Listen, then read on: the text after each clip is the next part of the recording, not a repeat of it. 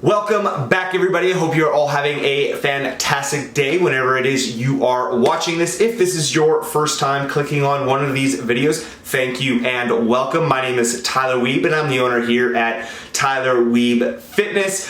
And in these videos, all that I'm doing is taking information from the fitness industry, picking a topic, breaking it down in 10 minutes or less in easy to follow steps. And so with you watching this, all you need to remember is these 3 steps. Watch the video, apply the information, get the results, okay? So it's all you need to remember. Super easy, right?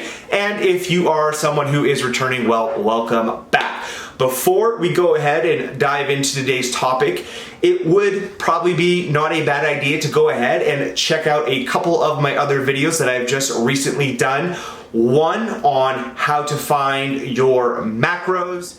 It's a very easy setup. All you need to do is go ahead, you are going to track your food intake for 5 to 7 days so that you can start to get a rough average. Here I do. And 2, on how to make adjustments to continue your fat loss moving off, and you are losing fat right off the bat, well then you're perfect. You don't need to make any adjustments right away. That's fantastic. If you are at a maintenance, so your scale is fluctuating, 1 to 3 pounds, but it's staying, fairly within that realm, this is where you are going to want to make some adjustments. Pretty important because I think all those two and this one are really going to help blend in together and really build upon each other and give you a bit better of an idea of what a diet is going to look like and how to handle a diet. So there is plenty of types of diets out there. There's carnivore, there's keto, there's paleo, there's all kinds, right? And so it can be a hard time to really figure out, hey, what is the best diet for fat loss, okay? What is going to get me the best results? And each and every single one of these diets, well, guess what? They all claim the same. I'm the best, I'm the best, I'm the best. From what I have found in my experience, and not only just that, but data as well, guess what?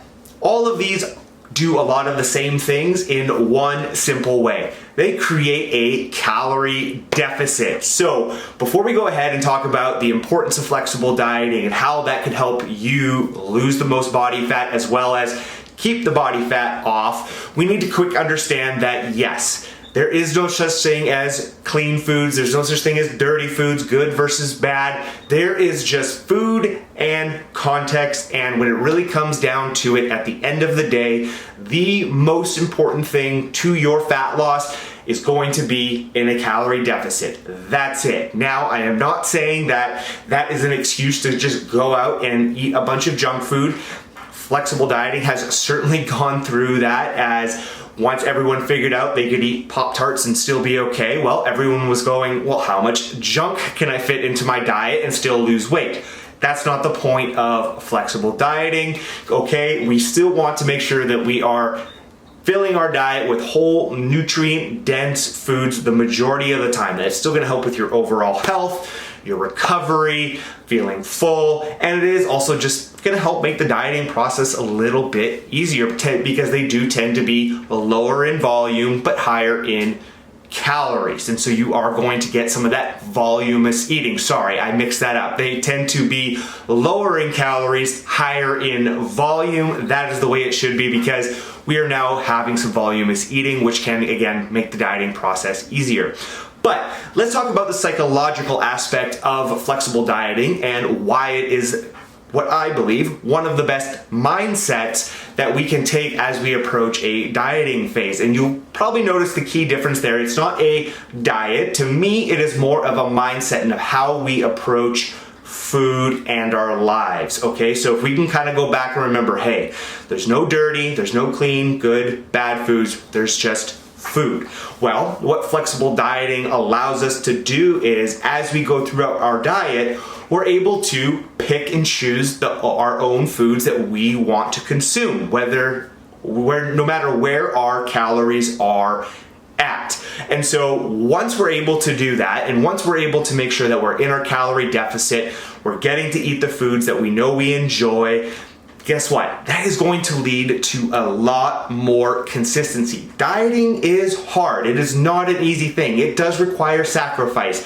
It does require a lot of extra work, and, well, unfortunately, the body can be always a little bit stubborn when it comes to fat loss. And so sometimes the overall process can be difficult and a little less enjoyable. But if we're able to fill our days with foods that we know we're going to enjoy, we know that are going to allow us to recover better, and we actually, look forward to our meals instead of, oh great, I gotta eat fish again, or you know what, I don't like broccoli, why do I have to eat broccoli? If we are actively doing things that we do not enjoy doing, aka eating, the chances of our diet being successful long-term drops dramatically.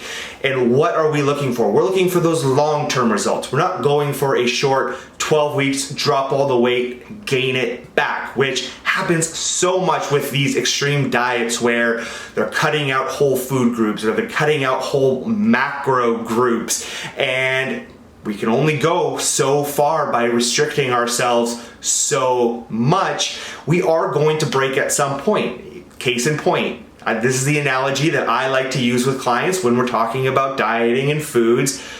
If I tell you don't touch the big red button, what's the first thing you want to do? You want to touch the big red button. And so if I tell you you have to do this during your diet, but it's something you don't like doing, yeah, you might last a few weeks, you might last a couple months, the results might work, but the more that we restrict ourselves, the more we tell ourselves no, that itch is just gonna get a little itchier until we get to a point where we are just going to have to scratch that itch. And sometimes when we have been restricting ourselves for quite some time, that can lead to some potential binging episodes where it's, I've been so good, I've restricted myself for so long, I'm just going to go crazy, eat this food, and off we go, because once we've kind of let the rabbit out of the bag, it can be hard to bring things back in because we've kind of now allowed ourselves to enjoy that food a little bit too much.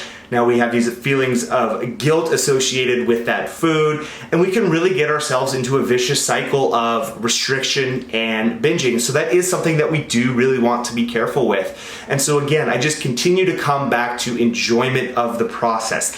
That doesn't mean that there isn't going to be sacrifices along the way. There might be a point where you have to drop some type of food that you really enjoy.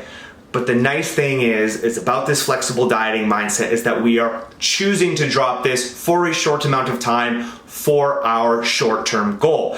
It is not something that we are being forced to do. It is a choice. And again, we are trying to make this process to a point where it's enjoyable, we can be consistent with it, and we are not going to create any potential eating disorders or bad associations with food and activity. So this is kind of where, that psychological aspect of dieting becomes so important in talking with people and how they are doing with their diet. And, are you including foods that you enjoy, that fit within your numbers? Or, are you feeling like you have to restrict yourself because there is only good and bad food? Last but not least, I want a quick touch on, because we are coming up to our 10-minute mark, how this helps you keep weight off. Kind of the same idea behind, hey, this is going to make the dieting process a lot more consistent and easier. If you're just eating normal foods, you might be eating a bit less of them, foods that you enjoy. As you start to come out of the diet, now we are not having to deal with these feelings of heavy restriction. All we're doing is continuing to consume the foods that we enjoy, but now just in more amounts. And that is going to help with cravings, that is going to help with overeating, high levels of hunger, and it's just going to be a lot more overly enjoyable and help you keep the results that you've worked so hard for, okay? So that is going to be everything for today, guys. That's why I think flexible dieting mindset is the best diet for fat loss and just life in general, because it allows us to go with the ebbs and flows, allows us to make choices based on our preferences, which again, in turn, is going to lead to more results, more consistency, and a better time of keeping the fat loss off after you are done. Okay guys, have a great rest of your day, and until next time.